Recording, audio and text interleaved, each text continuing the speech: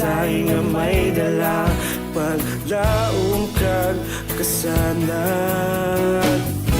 Tinuig na nagligan, ikaw gihapon ang ako nga istasyon. Sa pagbudlak sang adlaw, sa pagtuhaw sang biton, mga balita nga dala inspirasyon. Aksyon radyo, bakolod man sa gihapon. Padayon Aksyon radyo, bakolod saludo sa imo.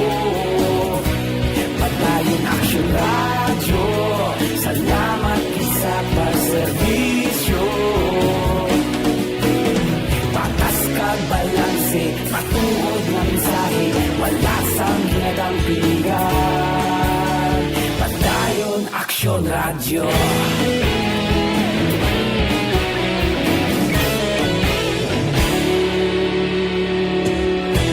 Bakolod yung kag negro sanon, inyong pamatian. Istasyon nga nagapalaplag sang kamatuoran. Mabakod nga prinsipyo, reporter handa sa serbisyo.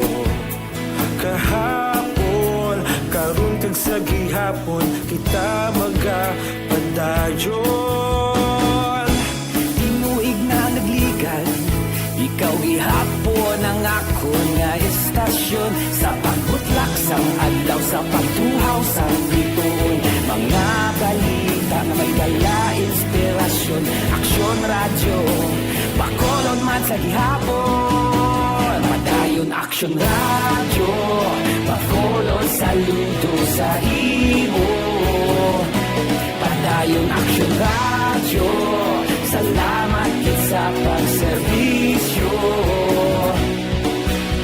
Patas kag balanse, matuod nga mensahe, wala sang ginadang pilihan. Padayon Aksyon radyo.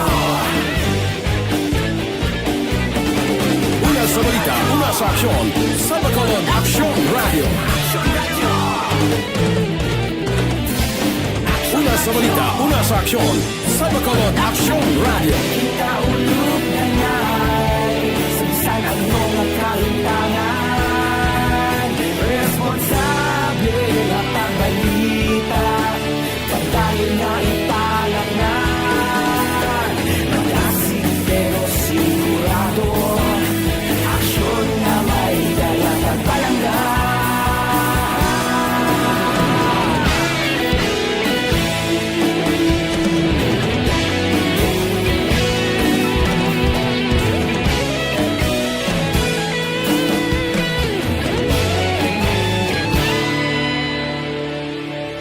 Padayon Aksyon radyo, bakolod saludo sa imo.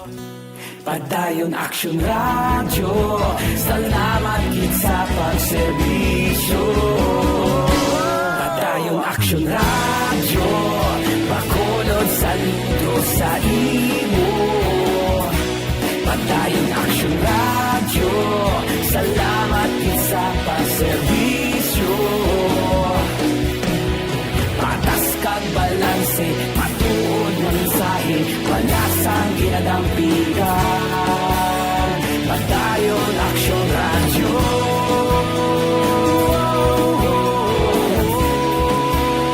Padayon Aksyon radyo.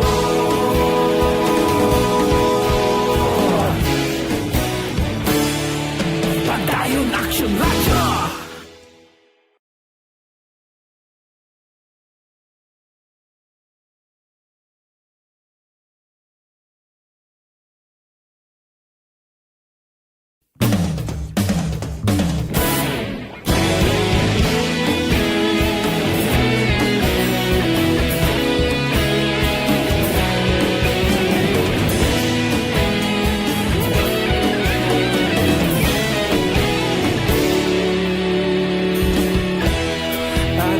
Yung banwa, mabugnaw nga hangin, nagadapyan na.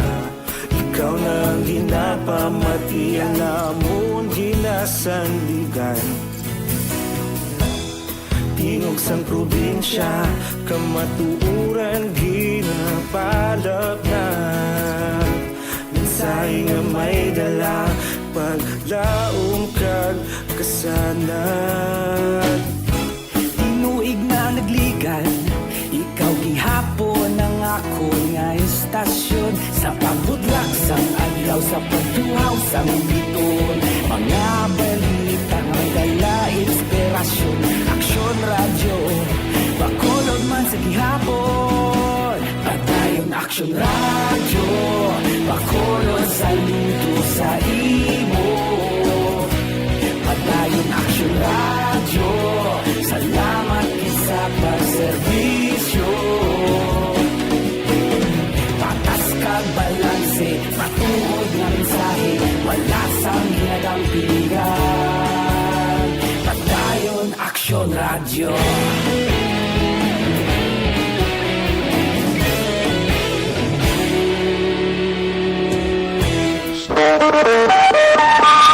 Aksyon Radio Philippine Standard Time, las 6:45 na. Ariho, dilibatihan man ini. Dipindi sa aton tagpalamati. Nga ang Senado nagbinutuhay, kag ang resulta sang binutuhay, 21-0. Ang botsilingon, wala sang nagpamalabag. Ano ini nga hagna? Ini nga hagda amo nga ideklarar nga ang child marriage illegal sa pungsod Pilipinas. Ini dapat debatihan ini. Kay ang amo nga hagna nagasiling nga bisan sa sibil o simbahan o anuman nga kultura, hindi dapat pagpahanugutan nga kaslon ang 18 anyos panubo.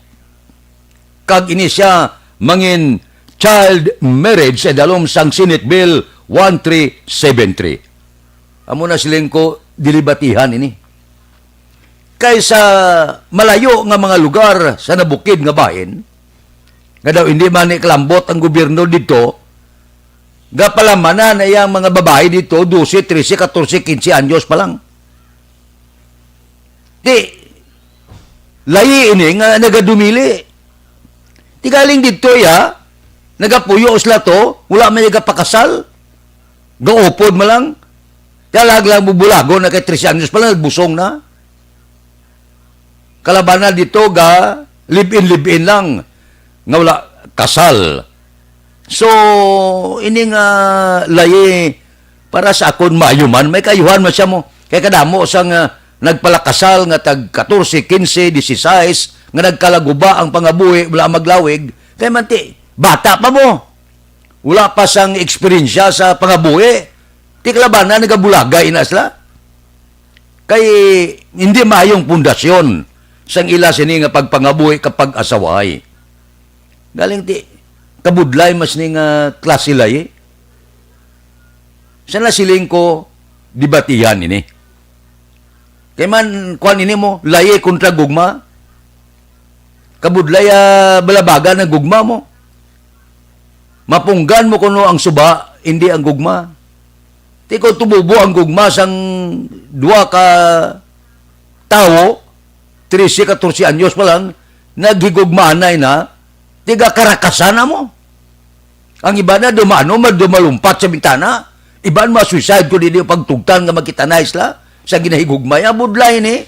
Ano nga nadumduma naman ini nga klase lay. Pero para sa akon may kayuhan man siya. Pero, dibatihan tayo ni, kay ang iba niyo, ay, anong labo sa gobyerno niya? Gahigugmanay kami, punggan nyo. May limit bala sa edad ang gugma? Amo na bla? Ang iba na tag-20 anyos, nagpakasal pa. Di masubin kami, mapakasal na kami, para kabata kami timbrano, kag makabata kami damo. Oh, mga muna mga masadya man nga klase sang hagnang nga ginaduso. Nga ang inkwentuhan na sini layi kag gugma. Depende sa inyo, ano? Pero para sa akon may kayuhan man, pero dapat man dibatihan anay. Ng taon tanay.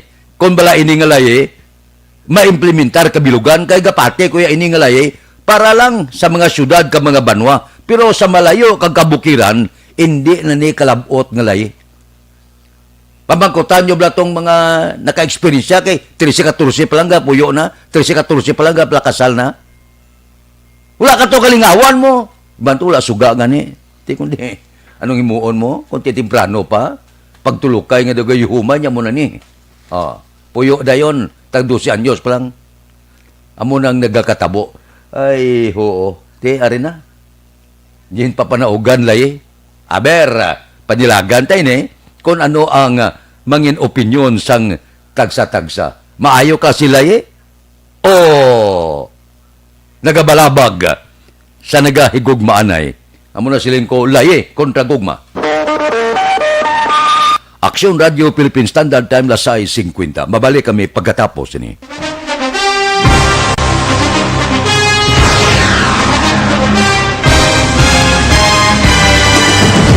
Mga balita nga una nabatian, mga impormasyon nga nakaapekto sa pagpangabuhi sang tanan, drama nga naghatag kabuhi sa istorya sang paglaom, paghigugma kag pagpasimpalan, serbisyo nga makatalandog balatyagon kag nagbunga sang pagsanyog, istasyon sang tanan sa sulod na sang 51 ka tuig, istasyon nga hindi kamo pagkalipatan. 7 ka mga kongresista, 1 ka gobernador ang araw sa nagkulist sa pedaya yung pamangkot to nagligad para pamaninga linawagay sa ngalan wala to naman nga maglapit na lang ang eleksyon pagwa. Sakit lang kung kayo nga katapos ang media nga mag-report lang sa senaryo kadisan mahatagan kamo tsansa nga makapalayag sa inyo hibubunot batok sa pulis. Jaya kontra Wala niya tsansa mo. Nagpasarhag na ang kamara. Wala ang ila counterpart sa Senado. Nagpabungol-bungol. Kamuda daw ga pinagusto lang sa kamara. Insulto sa Senado. Una sa balita, una sa aksyon, Sabado, Aksyon Radio.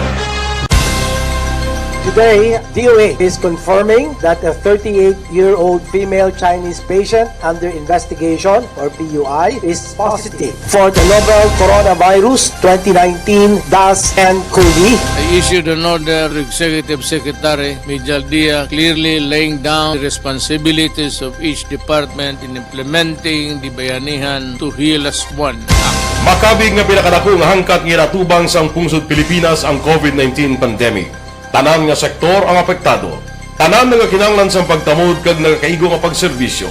Bisan pa ang industriya sang pagwaragwag nagapangatubang sang kaangay nga pagpanghangkat. Apang Aksyon Radio Bacolod wala nagbiya sa pagpangalagad sa kahanginan sa pihak sang kabudlayan, peligro kag risgo nga dulot sang pandemya.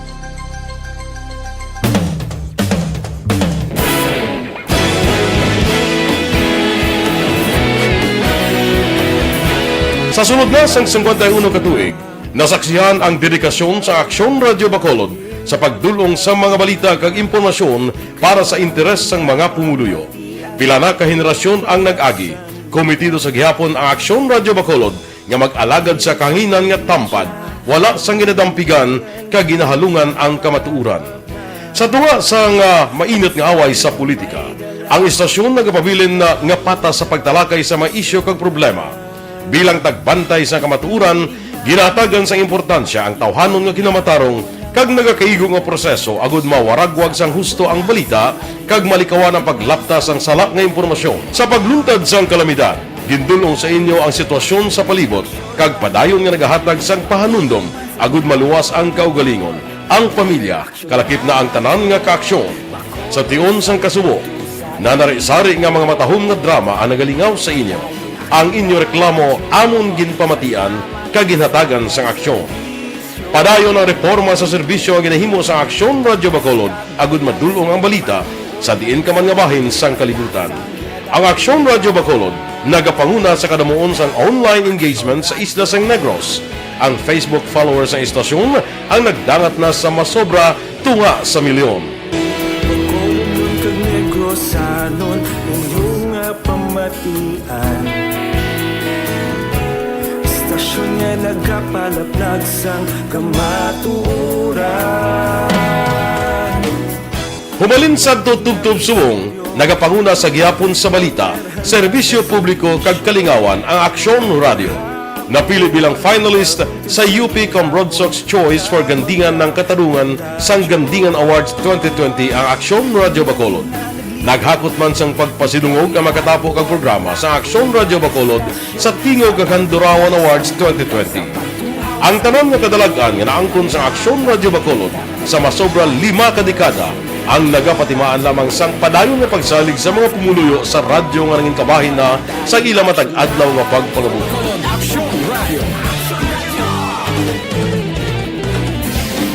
Una sa balita, una sa aksyon, sa Bacolod Aksyon Radio. Ikaulog na na'y Sabisan ano nga kaintangan Responsable at ang balita Pagdahil na Na morning, bilog nga dakpanwa sa Bacolod, bilog nga probinsya sang Negros Occidental.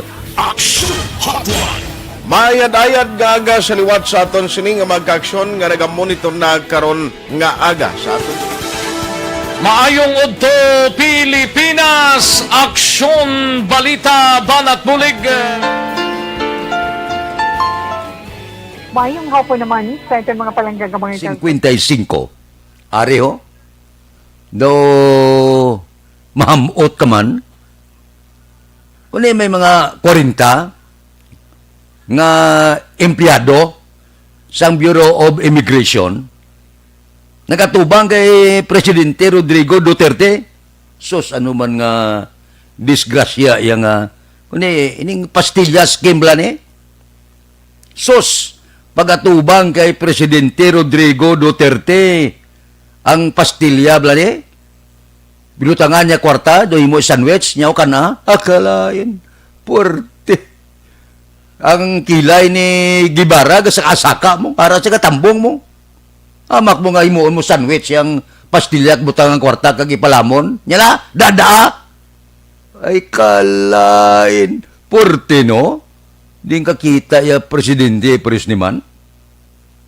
Ipatawago, tapos pakanon mo sang pastilya, gini mo sandwich, kag may kwarta.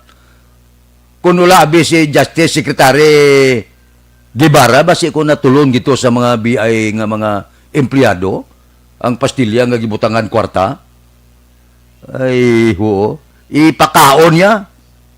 Tigaling siguro, nauya naman si Presidente Rodrigo Duterte, kaya arat si Guevara, okay na lang.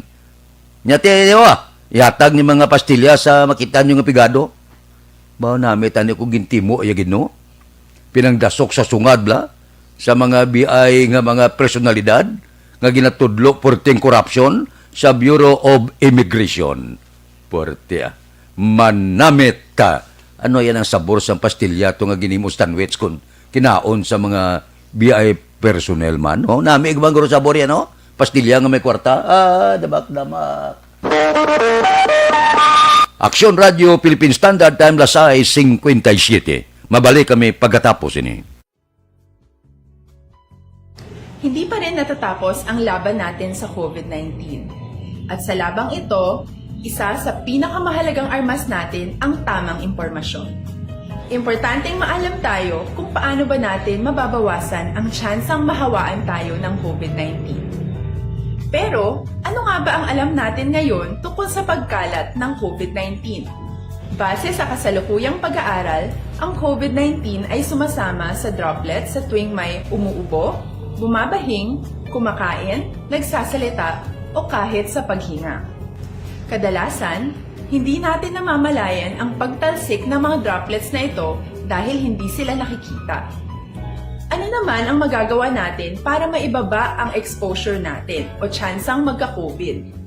Kailangan nating maibaba ang exposure mula sa virus tuwing nakikipagsalamuha tayo sa iba. Isa sa pinakamainam na tool ang face mask upang mabawasan ang ating exposure at ang pagkalat ng COVID-19. Kaya naman, face mask ang bida topic natin for today. Binabawasan ng mask ang tsansang makahawa at makapanghawa tayo sa ibang tao.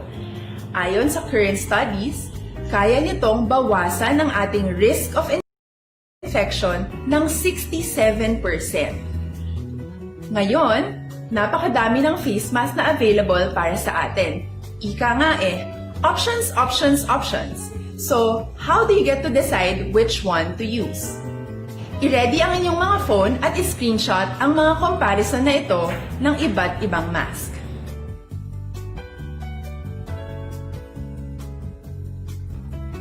Ngayon, alam na natin na maaari tayong gumamit ng cloth mask. Alalahanin po na hindi pwedeng i-side A at side B ang cloth mask. Labhan ito araw-araw gamit ang maligamgam na tubig, detergent at bleach. Para naman po sa mga medical or surgical mask, tandaan na hindi ito maaaring i-recycle. Itapon na ito pag madumi na, basa na o gamit na. Samantala, ilaan naman po natin ang mga N95 mask para sa ating mga healthcare workers na patuloy na nakikipaglaban sa COVID-19. Huwag din po nating kalimutan na hindi natin nirerekomenda ang paggamit ng N95 respirators with valve. Habang kaya nitong protektahan ka sa virus, hindi naman ito mapoprotektahan ang mga tao sa paligid mo, lalo na kung may sakit ka. Of course, face masks are not enough to protect us. It should still be coupled with other preventive measures.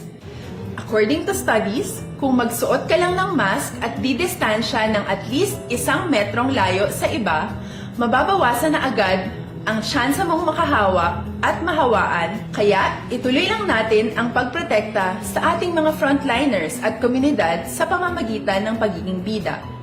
B. Bawal walang mask. I. I-sanitize ang mga kamay at iwas hawak sa mga bagay. D. Dumistansya ng hindi bababa sa 1 metro. At A. Alamin ang tamang impormasyon. Lahat tayo ay may responsibilidad sa isa't isa na bawasan ang risk nating makuha ang virus. Ang pagsunod sa ating minimum health standard ay isa ring paraan para sabihing nirerespeto kita at gusto ko pareho tayong ligtas. Ang mas agarang pagsasabuhay ng BIDA ay makakatulong sa mas mabilis nating pagbalik sa malusog na bayan. Muli, ako po si Dr. Beverly Ho. Lagi po nating tandaan, sa panahon ng pandemya, bida ang may alam.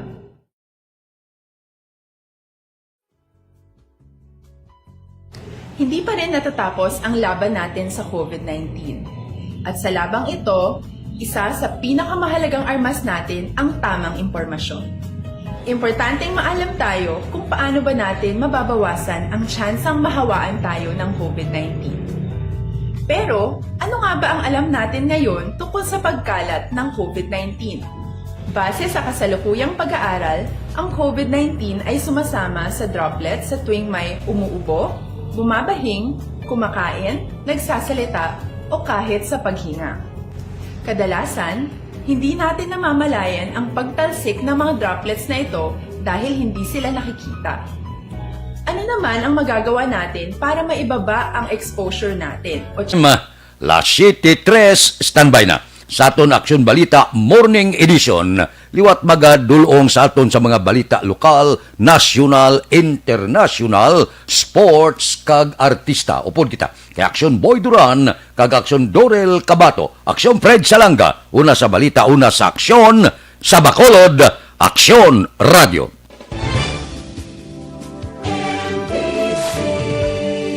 Manila Broadcasting Company.